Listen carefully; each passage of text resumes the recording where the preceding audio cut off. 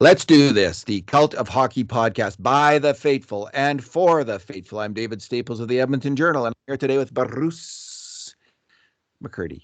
Hey, Bruce, how you doing? Hey, David. Doing all right tonight? How about yourself? Yeah, good. I'm a little bit ticked off. I was hoping to go to Stick and Puck after the Oilers game, and then it got canceled for some reason. So couldn't go. Couldn't work on my game. You know, I'm on a mission, Bruce, to play on Wayne Gretzky's line at the under 90 World Championships in 2052. So that set me back. It set me back a little, but I'll keep at it. Don't worry about that. Um, that is my goal. Uh, so the Oilers win. They got the monkey off their back, Bruce. For a second there, I was having a little PTSD. The Oilers were going to blow another game to the Winnipeg Jets, but they managed to win 4-3 in fine fashion, I must say. So we're going to go with the two good things, two bad things, and two numbers podcast. And because the Oilers won, we'll go with two good things each. What is your first good thing? I'm going to start with the net mining of Mikko Koskinen tonight. I thought he was a pretty big factor in the Oilers' win. I mean, you look at it and he made 31 saves and let in 3 goals, and what's that, 9-12 and 9-13 or something. But, you know, I think it's about normal. But, man, he seemed to face an awful lot of quality rubber in that game, didn't you think? Lots of close-in chances, defensive breakdowns in front of him left and right. We didn't keep count ourselves of the scoring chances, but it had to be double the Jets, right? I think it. Well, there was 3 or 4 different ones where the guy had 2 chances where Koskinen stopped him and still wasn't getting any help, so he had to stop him again, you know, or stop another Jet on the rebound. And they weren't necessarily bad rebounds because the first chances were so good. It was sloppy defense, which we'll talk about in a different part of the podcast, I suspect. But Koskinen cleaned up a lot of mistakes in this game, and he didn't get beaten on the first shot, but he did punt the rebound of that first shot into the slot where was it Josh Morris? Kyle Connor ripped it home, and so it wasn't a most auspicious start. But from there, it could easily have been 3-0 before the Oilers even woke up. Koskinen made a number of good saves, and then the Oilers' power play bailed them out late in the first, and they got a goal, and all of a sudden they're walking out of the first period with a 1-1 tie that in no way did they deserve based on 5-on-5 play, but their netminder deserved it. And then second period, like Oilers kind of took over in terms of getting a couple goals, but again, Koskinen faced a number of high quality chances and turned them aside, and he just was rock solid. Like the 2 in the third period that scored, they were well executed plays that were basically tap-ins from the edge of the crease by the Jets.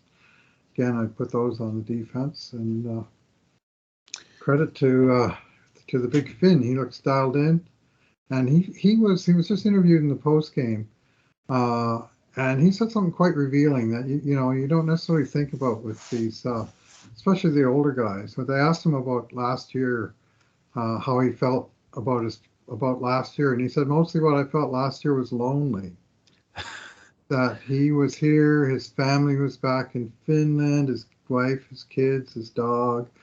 There was nothing much to do after the games. And he was I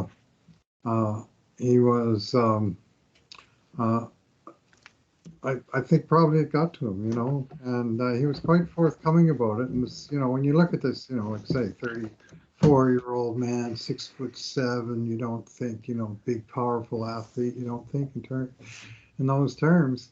But as he said, roughly paraphrasing, we're human beings too, and it's last year had to be a different season. I mean, some people pointed to Zach Cassian having to play without fans, that affecting his game. Well, there's lots of stuff going on behind the scenes that we're not necessarily privy to.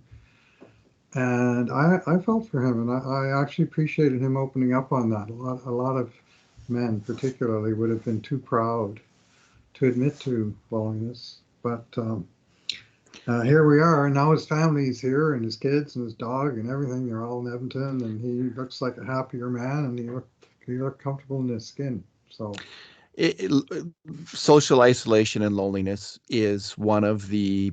We're dealing with a number of pandemics right here, and one of them is loneliness, and it's eating away at a lot of us. And it was honestly, Bruce, it's so great to see fans in the stands at the games and people laughing and smiling in public again. It's like I know there's some amount of risk attached to that, but I can't help but feel it's just fantastic. It just lifts my spirits to see it, like people smiling and cheering, and man, do we need this. So and yeah, I agree. Good for Koskinen and good for him in this game. He when he's on, he looks so big in the net, right? And I can imagine how he looks to the players on the ice. He just looks huge, and again, another sign that he's on. He starts to suck in the pucks into the rebounds. So some fans were snarking after that first goal. There it is, the glove hand. But I haven't really noticed. Kyle Connor, didn't he get I haven't really goals last year? I think he lets in goals everywhere, like every goalie, and I don't think that's a particularly, maybe I'm wrong analytically. Maybe there's some numbers that prove that this is a particular issue with Koskinen, but his whole game just was off last year for much of the year. He had been a really good goalie though the year before, .917 save percentage, and right up there with Jacob Markstrom, who got that massive contract. What'll it do to the Oilers, Bruce, this year if Koskinen has a .920 save percentage? This is the thought that crossed my mind. Well, they can't, right? So this is the thought that was crossing my mind tonight. I'm already penciling in my head. Okay, they're going to have either Skinner or Konovalov as the backup next year, and he'll only earn this much, and then they have this much to sign Puljujarvi. I'm always wearing that little invisible GM hat as I'm watching the game. And as Koskinen was playing really well, it suddenly occurred to me, what if he has a big year? I mean, that would be fantastic from an Oilers perspective, but it's going to really screw with the cap. So anyway, well, these are the considerations of the modern fan, I guess. You're thinking you're seeing the game through I see the game now through these two windows. Like Puljujarvi's on the power play, he scores a goal. I'm thinking, oh geez, is he gonna that's gonna exactly. So great that he scored, but can they really afford him on the power play? Get Hyman back out there, And anyway, this is I do have these thoughts constantly through the game. So, all right, my good thing. We were seeing glimmers all through that game, I thought, especially as the game went on. I mean, Draisaitl started out asleep with the rest of the team. But as the game went on, we were starting to see those great glimmers of him and Nugent-Hopkins combining. And they really do play well together. I don't think I'm making this up or imagining it. It's real. It is fantastic to see. They just are on the same wavelength. They're give and go players. They're players who are pass first players. They think the game the same way, and they really move the puck well. And I was thinking of it being my good thing, Bruce, before that fantastic final play, but that did seal it. It was. There's no one who passes the puck as well backhand as Leon Draisaitl. I don't think. Maybe I don't know. There's Crosby maybe, but I don't see anybody right now passing the puck backhand as well as Leon Draisaitl. In fact, it's hard to remember players. You got to go back a bit to Lemieux and some other. Wayne Gretzky had a great backhand pass. Yeah, I wouldn't put Lemieux up in that category. Off the backhand side of his stick, Lemieux did most of his damage to my mind. You may well be correct. What about Jágr? I'm thinking. Yeah, we're talking about the high-end elite. Yeah, backhand. And when it comes to skills off the backhand side of the stick, Leon is way, way up there. So his feed to, that crossing feed on the backhand to Nugent-Hopkins, who cruised into the slot and just drained it, which was nice to see as well. All I can say is I just hope we see 8 years of this, like those two guys combining, because I think they are a really good match together. And we saw it tonight in a way we never even saw it last year. When they did get together, they just couldn't never really get in total sync. So I'm glad we're seeing them together in the preseason.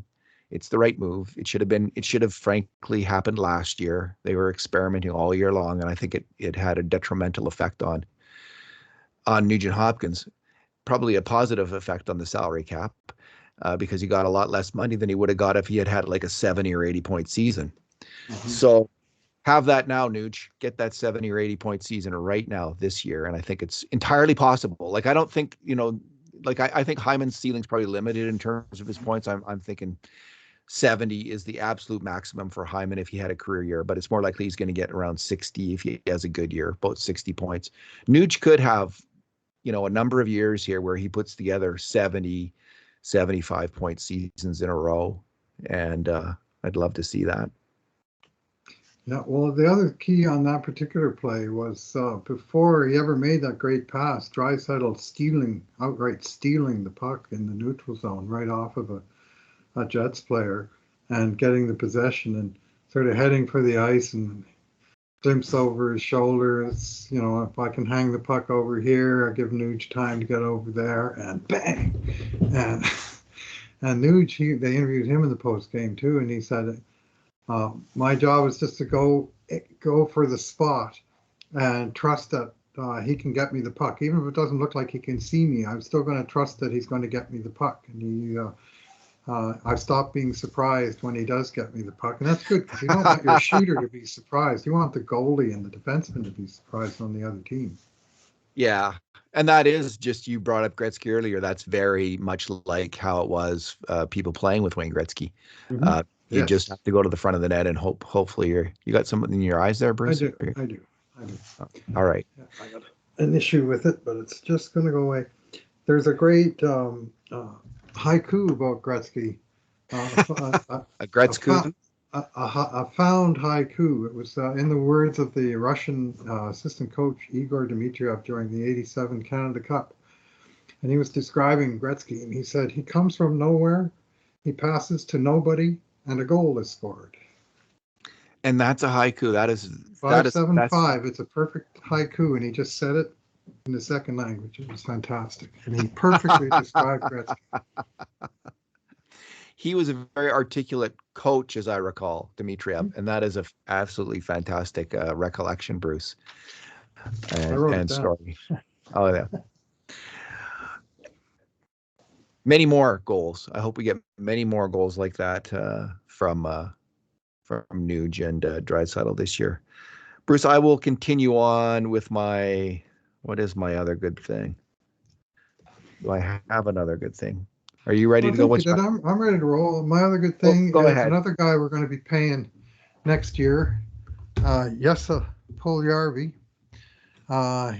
You're talking about every time something good happens, you're going, well, that's going to cost us.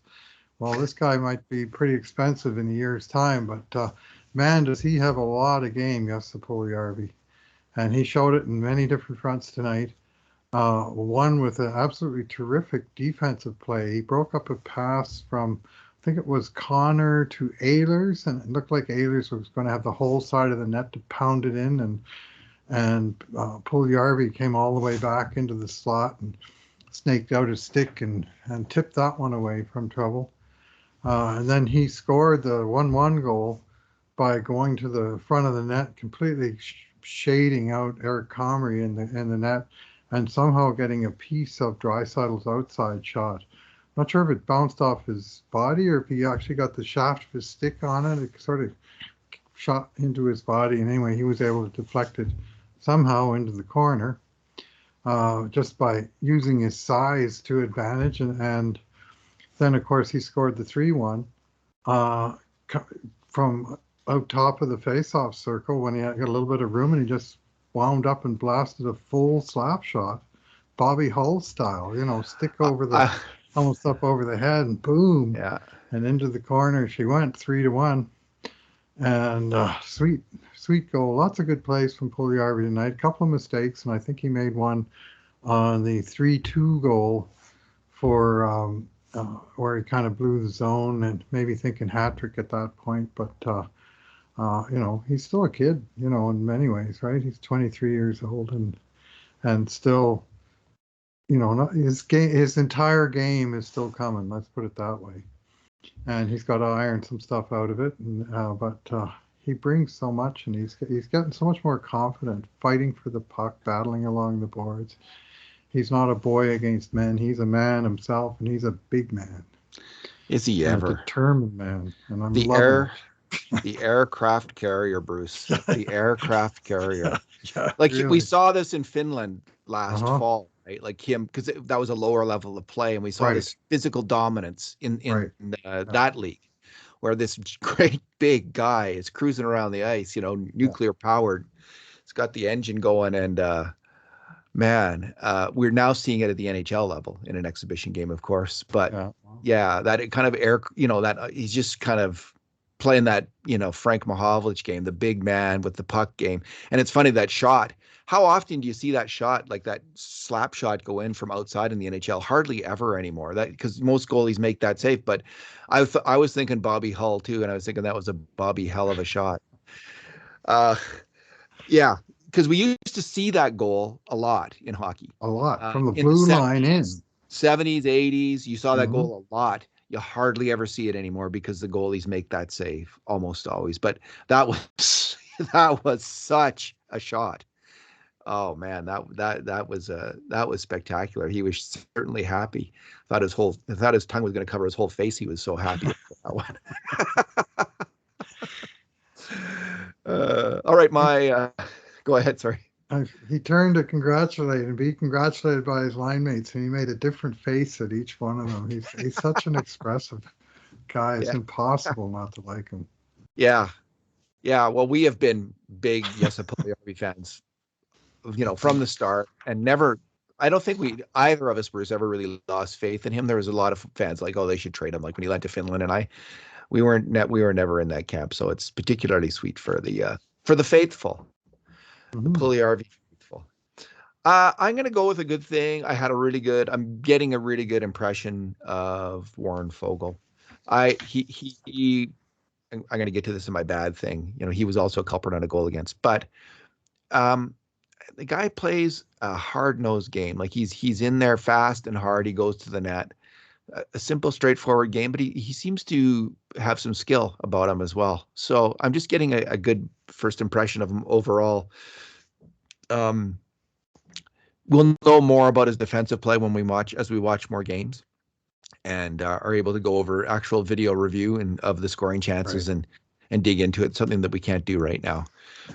Uh, Nonetheless, he seems like a kind of gritty, tough winger that could really help the Oilers. He and Hyman together, like kind of a missing component on this team for a number of Yes. years. Those kind of players who can wingers with skill who are really tough. Didn't have a lot of those, which is how you end up overpaying Zach Cassian. Um, because you're so desperate for that guy, you're hoping this is it. So Foegele, um, yeah, we'll see how he does as the regular season goes along, but good first impression for sure.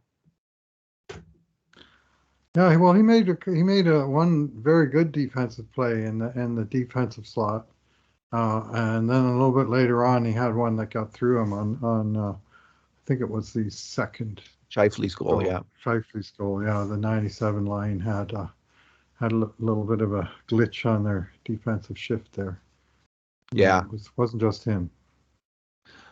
Foegele, I'm not sure on the first goal who made that soft pass around the boards to Cassian. That may have been Foegele. I'm not sure. I was watching it again, and from the video replay, I couldn't tell who it was. But that wasn't the primary mistake on that No, it goal. was McLeod, Sevier, and Cassian who were on the ice for that. Oh, maybe it was. Well, I don't know if it was Sevier or McLeod. I couldn't tell. It was a lefty. It was McLeod. Okay. Yikes. All right, Bruce. Bad things. Moving along, my friend. Yeah, the start to this game, Edmonton didn't come out well at all. And the whole first period, I mean, I kind of alluded to it earlier. They got away with it. The power play bailed them out. The goalie bailed them out. They got out of it 1-1, outshot 8-14. But they were a day late and a dollar short for easily the first 10 minutes of the first period. They won very few battles and they lost their form, their shape in the defensive zone more than a few times. And it seemed like Winnipeg wanted the puck a little more, and they did correct for it. And I mean, it is a 60-minute game, not a 10-minute game, but you don't want to be coming out of the gate slow like that. And so to me, that was a bad thing. And I thought at one point, I thought this could be a long night, and then Koskinen made a couple of saves. If Jets had even stretched to 2-0, it might have been a different. But they never did have more than that one goal lead. The 3-meter man. Yeah. My bad thing. Yeah, the start of the game, Bruce, I just thought, well, it's an exhibition game, and that's what it really felt like. Of course, some regular season games can feel like this. What is it? Even a really good team, I think, is going to have in the regular season about 1 out of 10 games is a stinker. So even a high functioning team in the exhibition season, that's probably cranked up to a different level. Well, it was kind of a crossover where part of it you're thinking, geez, I wish the regular season would start. This exhibition season's already gone on way too long. Yeah. And immediately followed by, well, I'm sure glad this game doesn't count in the standings the way that they're playing. So, but there's still another week of it to go. And I'm pretty sure, it's hard for the players to be like really highly motivated for games like this. And to their credit, I thought they raised their game and their kind of their professionalism to acceptable standard.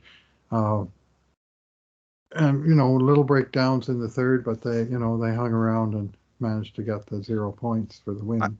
I have to say, I think the Jets are a really good hockey team. Yeah. Nikolai Ehlers is a fantastic attacking hockey player, and they keep their developing players. They draft and they develop well. There's players bubbling up like Cole Perfetti looked really good, and might get some help from other young guys. So yeah, a good Jets team. My bad thing, Bruce, is the defensive play of some of the forwards in particular. Okay. And I think on each of the goals, you can identify forwards who were there were defensemen who also made mistakes, but there was some forwards who really, really made mistakes. So on the first goal, there's whoever threw it around the boards rather softly, and it may well have been McLeod. I think you're probably right about that. And then Kassian, I don't know what he was doing, waiting for the puck. Go to the puck maybe. Yeah. But he can, like in some ways, I like Zach Kassian's game quite a bit. He had 5 hits. He was really snarly at times, and I like that.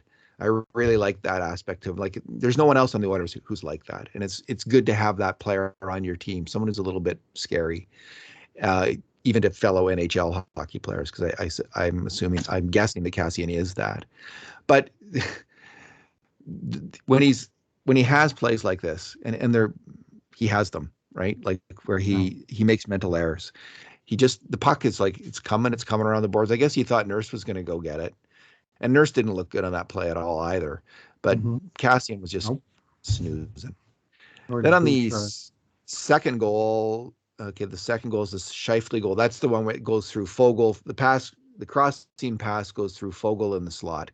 Doesn't get his stick on it. He kind of waves at it and it goes by. And then Puljujarvi has blown the zone and isn't covering the player coming in to get the pass and cruising into the slot. And then the pass goes through Ceci in the slot. So that's, Cody Ceci, he had the toughest job there because he's the last man and there's 2 men coming at him fast. And sometimes you're not going to make that play.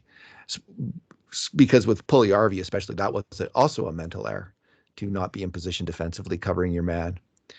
Then the third goal, Chisholm, made the play for Winnipeg. That was a heck of a play by Chisholm. But he got behind Puljujarvi and he made him pay for that mistake. It's a great pass. The third goal is a weird goal.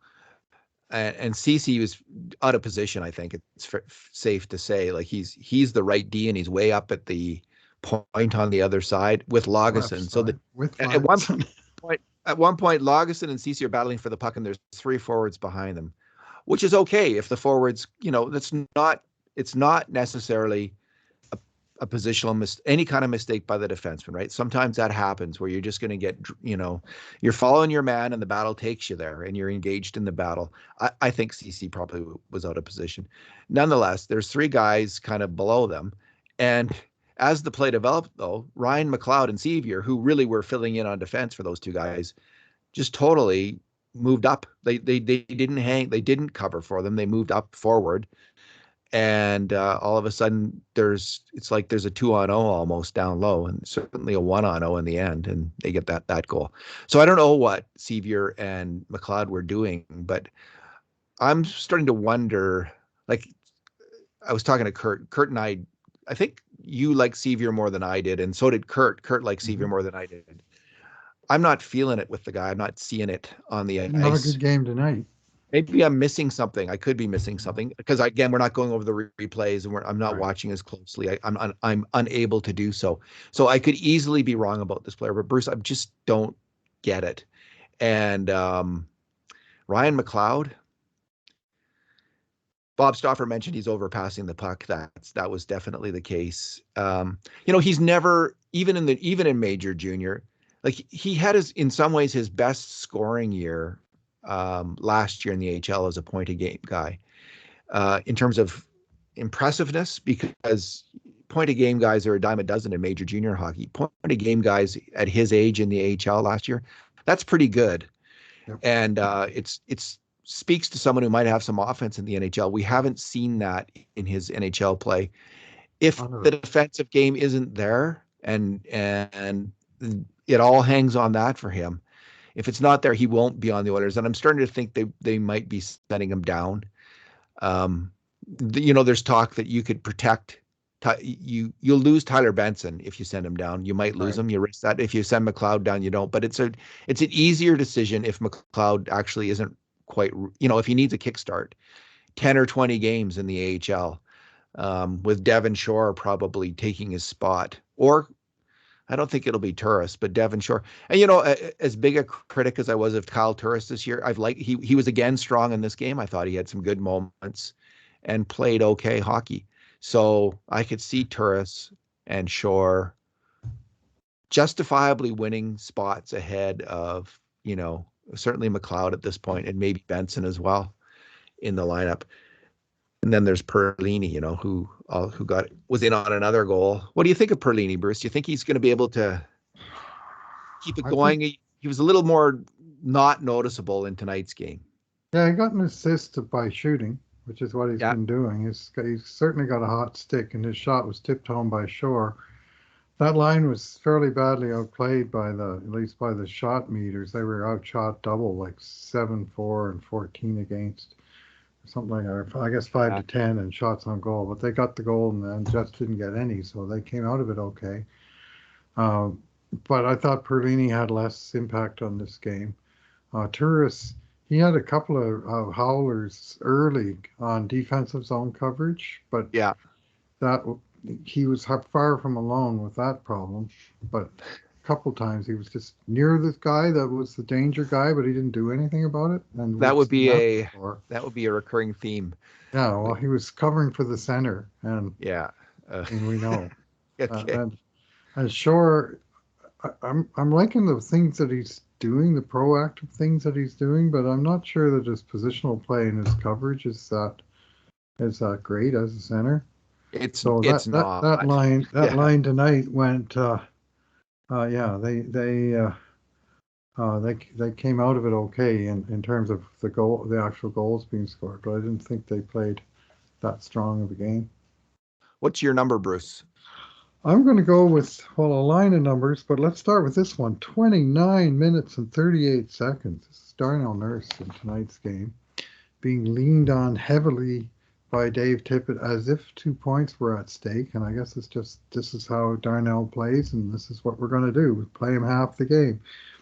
He played 26 shifts, and he led the defensemen in ice time, shifts, average shift length, power play time, shorthanded time, and even strength time, all 6 ice time categories. Darnell was the leader. And he also led in shot attempts with 6, hits with 2, takeaways with 2. And the scary thing is I didn't really actually think he had that good of a game. No. And yet he sure did. He sure played a lot of it. And, he came out, he got an assist in the end, and he and Bouchard were not really on the same page especially early. And again, early, the whole team wasn't on the same page, but there was one kind of standard 2-on-2 where the puck carrier went at Bouchard and Nurse came over to help Bouchard. Well, guess what? Now the other guy is free and clear and on Nurse's side. It was just trying to do the other guy's job instead of doing his own. So, there's some stuff to work out, and I'm not sure he and Bouchard are necessarily a partnership that we're going to see a whole lot of this year. But I disagree, Bruce. Sure, put in the work, man. Well, I got stuff to iron out before. I think that's a fair comment, but Okay. I do think we're going to see a lot of them. I think we're going to see Bouchard on the first pairing before the year's out. By the new year. Okay. He's just too good a player. His skill level his offensive skill level is at the same. He can play with those guys, with those great players, and they're going to want to play with him. So if he can get his defensive game together, and I liked, there's a couple moments I liked though, like when that guy went at him and Bouchard went right back at him.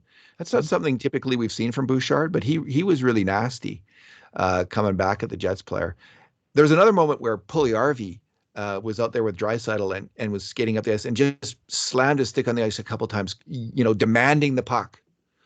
It was either from Draisaitl or McDavid. And that was another really good sign, to see these young players assert themselves like that in the NHL. I agree. Big moments. And so, Bruce, I do think Evan Bouchard, I think, and it's a little early to tell. We'll see how he does defensively. I'm optimistic he's going to hang in there defensively, but you never really know until you see a player consistently have to face tough competition. It eats up players.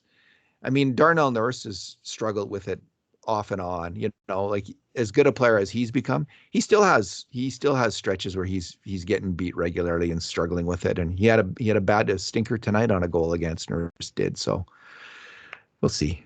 Bruce, my number is under 12, and it's all these forwards. And I don't know how common this is, but I just was looking at the time on ice. There was 5 Oilers forwards who had under 12 minutes. Seth Griffin, 10:01, Perlini, 11:40, Sevier, 11:08. No, Sevier, 10:37. McLeod is at 10:32, and Devon Shore. Did I say him already? I think I did. 11:08. 11:08. Yeah. So it's going to be interesting because you could see the Oilers going with essentially you've got 2 top lines and 2 bottom lines, and they're fairly interchangeable this year. And I wouldn't be surprised to see that's the case. That said, there's going to be an argument when you have Derek Ryan, maybe when you have Derek Ryan, and if let's say it's Foegele and Cassian on your third line, maybe they'll bump up and get more ice time. Or maybe one of those guys in a game will get more ice time. But I'm starting to wonder if this isn't going to be the norm, that we see rather low ice times for 6 forwards and high ice times for 6 forwards. And maybe there's one exception in the bottom 6, like to that, because he gets a lot of special teams time in a particular game. Like Turris got more special teams time. He's only at 12:59 because he got a minute on the power play. Well, that's nothing new, but I will point out to you that 5 Edmonton forwards played last night in Everett, Washington, and then much earlier tonight in Edmonton, Alberta, and they were Devon Shore, Seth Griffiths, Colton Sevier, Ryan McLeod, and Brendan Perlini, the exact 5 guys that all got under 12 minutes. So I'm guessing that maybe the coaches were just not leaning on them too hard, because that's a tough back-to-back, 21 hours between games. Yeah, that could be a factor of, and again, I don't know, like you'd have to look a little closer at the usual time on ice to see. Don't have it from last night, so we can't really sort of add them together. But yeah, well, no, just for the regular season last year to see how common it is to have that kind of on this team, bottom very 6, common. Probably pretty common. The difference would be this year that there'll be 2 instead of 3 players getting a ton of ice time, there might be 6. Which would cut into the ice time of everybody else, right? Yeah. If they have 6 players, Bruce, who can fly, and they do. They have 10 6 to 12 minutes is a lot. If you got 6 guys doing it, they're playing well over one period of the game. As long as they're holding their own in that time, then they're contributing. But they got 6 guys plus Foegele, right, who might be able to. And Cassian, I'm not loving Cassian on a skill line this year. I don't think it's gonna. In some games against really belligerent teams, yeah, we'll see that now and then. But Zach Cassian has some good qualities as a player, but playing on a skill line, I think that was that's so 2019-20 or it's not going to happen again. Well, I wouldn't prefer it that it happen again, but maybe it will. All right. Any other thoughts, Bruce? Any other news? They got a bunch of players sent down today. Yeah. There was one piece of news, and it has to do with Tyler Benson dealing with some kind of a groin issue. Oh no! How's that for great timing? This is from Reed Wilkins just before the game. Dave Tippett says Tyler Benson is dealing with a groin issue. As Archibald sidelined him as a junior, something along those lines. Yeah, well, let's hope it's not that groin issue, but yeah, any groin issue at this point, you want him to be at 100% for this opportunity. No ifs, ands, or buts. For him to have any kind of physical problem is crappy luck for him. And Tippett adds Archibald not likely to be on the ice anytime soon. We'll have more information tomorrow. So. Yeah, I wonder what's going to happen with Archibald. Could go any number of ways, but sounds like he's dealing with something that's either unrelated or loosely related to, like you speculated on that before, in terms of the stress he's under. But yeah, who knows what it is? Yeah. We'll find out. Hopefully, we'll find out tomorrow. Because I mean, he's just in terms of my soap opera. Well, I'm sure this is why they've got to make a decision here, right? Send him to the minors or suspend, like whatever your options are. I don't know what all the options are under the CBA that you can do with the player, but deal with this now and get it over with, because it's time to move on and get this team going. I really think Alan May made that point last week on Oilers Now. Like, good teams don't have distractions. I think he's right, and I think it's a solid point. It is so hard to win in the NHL. So difficult that if you have these distractions around your team constantly, that's a major impediment. And I think the Oilers are going to have to deal with it here. So we'll see what happens. Well, Columbus, we talked about Zach Rinaldo before, where they didn't invite him to their main camp. They were going to assign him directly to their AHL club. And today, or maybe yesterday, they announced that they're not even sending him to the AHL club. They just don't want him, an unvaccinated player, in the locker room of either their NHL or AHL club, and they're just going to pay him to sit out the season. Hardcore. Yeah. It's interesting how different it is in the NBA. I don't even know the rules. I just kind of now and then see stuff on Twitter like this star, that star isn't getting vaccinated, not vaccinated. Yeah. Different world in the United States. And saw a great interview with the tallly intelligent Kareem Abdul-Jabbar last night on that subject, and he was on Amanpour and Company, and he was giving the opposite view of these guys need to get with the program, or the league needs to carry on without him. That's what Kareem said. And here's a highly respected former player kind of making that case as well. But we'll see where it goes in basketball, where it's a much more star-oriented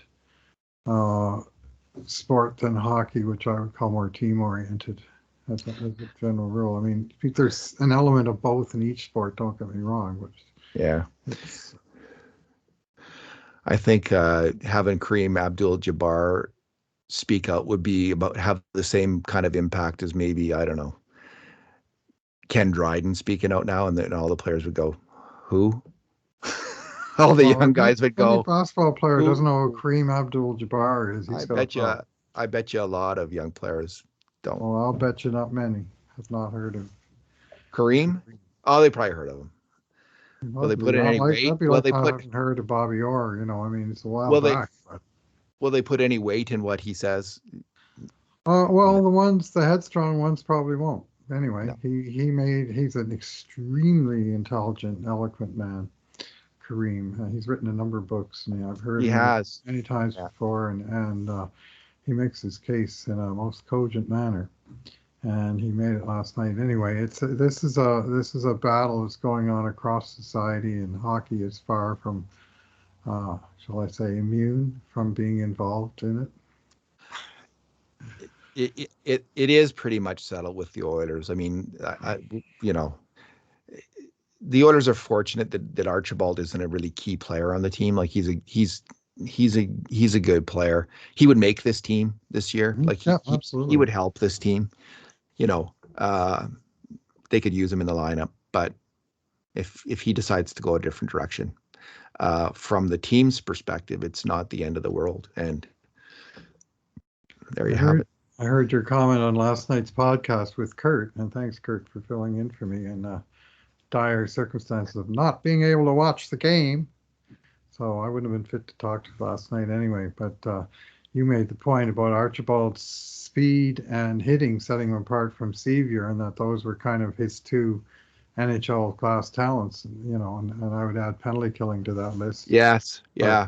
But it's, he's got enough of those things that he would be able to help the team if he was able to play for the team for the entire season. But certainly not worth the sideshow of in and out of the lineup and all the attendant BS surrounding it all. So, well, if you think about Warren Foegele, he's kind of like an Archibald player, but he's bigger. He's just as fast, if not faster, and he's tough. He's really tough, and apparently he kills penalties. So, he's a third line guy. Fair enough. He's a third line guy, and we'll see how that works out because that could be a significant kind of upgrade. Like if you're thinking, well, the Oilers don't have enough but they're going to have Cassian in the bottom six. They're going to have Foegele probably in the bottom six.